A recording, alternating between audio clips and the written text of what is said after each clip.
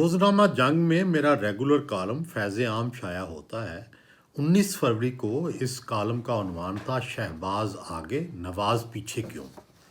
नवाज़ शरीफ का पहले भी यही इरादा था कि अगर वो वज़ीर आज़म बन भी जाते तो साल डेढ़ साल बाद उन्होंने वज़ारत उज़्मा शहबाज शरीफ ही के हवाले कर देनी थी।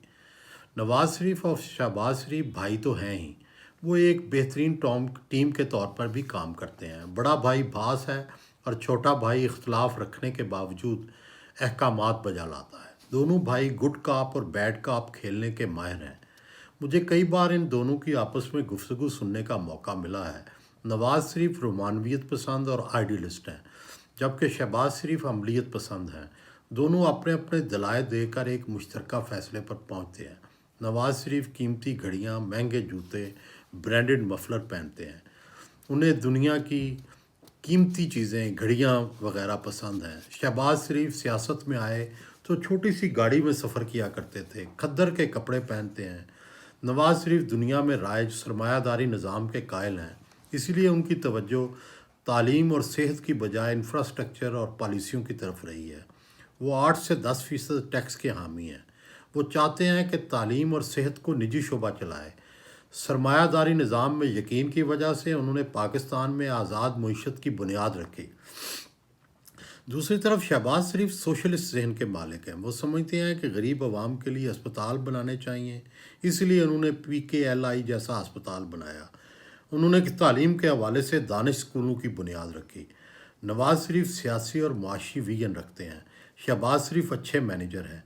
उन्हें जो प्रोजेक्ट मिलता है उसकी तकमील में जान लड़ा देते हैं। पाकिस्तान की ताकतवर मुक़्तदरा के हवाले से भी दोनों भाइयों की अप्रोच में काफ़ी इख्तलाफ है। शहबाज शरीफ अकेले भी हों तो मुक़्तदरा के ख़िलाफ़ ज़ुबान तक नहीं खोलते, जबकि नवाज़ शरीफ माजी में मुक़्तदरा से कई बार लड़े और कई बार सुलह की। लड़ाई के अरूज के ज़माने में भी शहबाज शरीफ मुक़्तदरा से मुसलसल खुफिया राब्ते में रहते थे। ये शहबाज शरीफ की खुफिया डिप्लोमेसी ही थी जिसकी वजह से जनरल बाजवा, जनरल फैज़ हमीद के मुखालफ तरीन ज़माने में नवाज़ शरीफ को जेल से निकाल कर लंदन जाने दिया गया। इसके पीछे सारे मुज़ाकरात शहबाज शरीफ ने किए और फिर नवाज़ शरीफ की वापसी और उनके री लॉन्च की राह भी उन्होंने हमवार की। दूसरी तरफ यही शहबाज शरीफ थे जो जनरल मुशर्रफ को chairman joint chiefs of staff बनवाने वाले थे। ये सिफारिश करते रहे कि जनरल रहील शरीफ को तोसी दे दें, लेकिन नवाज़ शरीफ ना माने। जनरल बाजवा को तोसी देने के हवाले से भी शहबाज शरीफ मुतहरक रहे। नून के मतवालों को शहबाज शरीफ से गिले भी हैं। वो कहते हैं कि पनामा मुकदमे के ज़माने में शहबाज शरीफ खुलकर सामने नहीं आए। ये भी कहा जाता है कि जब कुलसूम नवाज़ को छोड़कर मरीम नवाज़ और नवाज़ शरीफ लाहौर उतरे तो शहबाज शरीफ ने जुलूस एयरपोर्ट ले जाने की बजाय इसे मार रोड पर ही ख़त्म कर दिया। यूँ नवाज़ शरीफ और मरीम का इस्तकबाल नाकाम हो गया और वो जेलों में चले गए। माजी के गिले शिकवे भी मौजूद हैं। जनरल मुशर्रफ के साथ चौधरी निसार अली और जो शहबाज शरीफ की जो मुलाकातें होती थी, शहबाज शरीफ उनमें से कुछ नवाज़ शरीफ को नहीं बताते थे। उनका ख्याल था कि अगर सब कुछ बताऊंगा तो लड़ाई हो जाएगी और मार्शल लॉ लग जाएगा। जबकि जद्दा में नवाज़ शरीफ भाई से शहबाज से गिला करते थे कि अगर आप मुझे सारी बातें बताते तो हम इसका बेहतर हल निकाल लेते।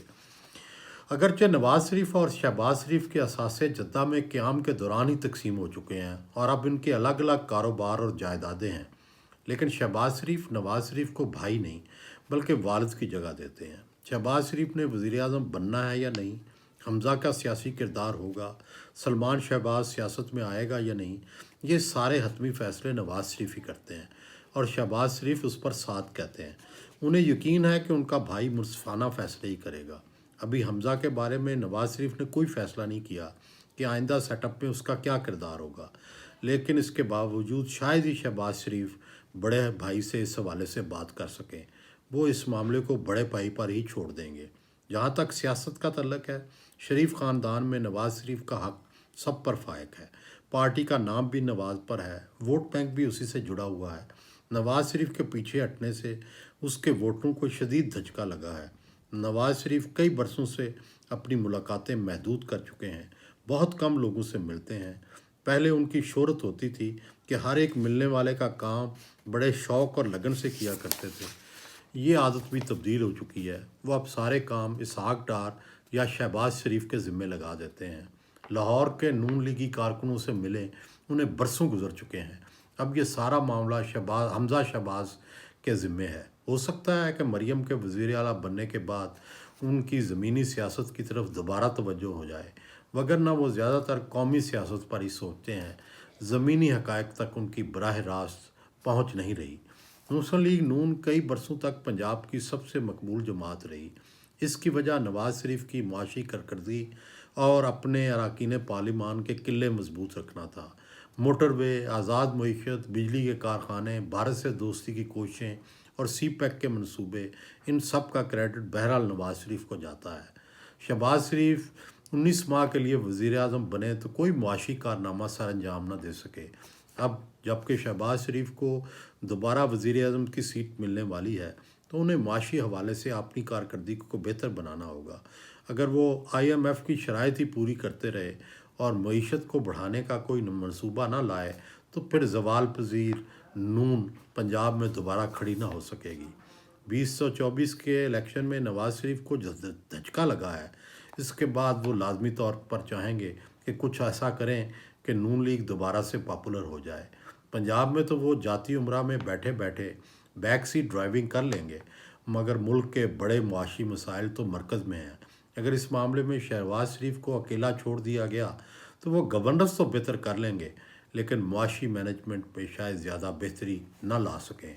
پنجاب کو اگلے مالی سال میں 1100 ارب روپے میسر ہوں گے، جبکہ مرکز کے پاس ٹیکس لگانے، گیس، بجلی اور پٹرول کی قیمت بڑھانے کے ریلیف دینے کا کوئی اختیار ہی نہیں۔ ایسے میں شہباز شریف کی مخلوط حکومت کے ہاتھ بندھے اور مریم نواز کی پنجاب حکومت کے ہاتھ کھلے ہوں گے۔ آخر میں عرض ہے کہ نون لیگ کو اگر مقبولیت حاصل کرنی ہے تو اسے سیاست کے نئے تقاضوں کو سیکھنا ہوگا، یوتھ کو سیاست میں جگہ دینی پڑے گی، سوشل میڈیا کا استعمال کرنا ہوگا اور ساتھ ہی ساتھ اپنے پرانے رویے بھی تبدیل کرنے ہوں گے۔ تبدیلیاں کریں گے تو تبھی اربن مڈل کلاس کا ذہن تبدیل ہوگا۔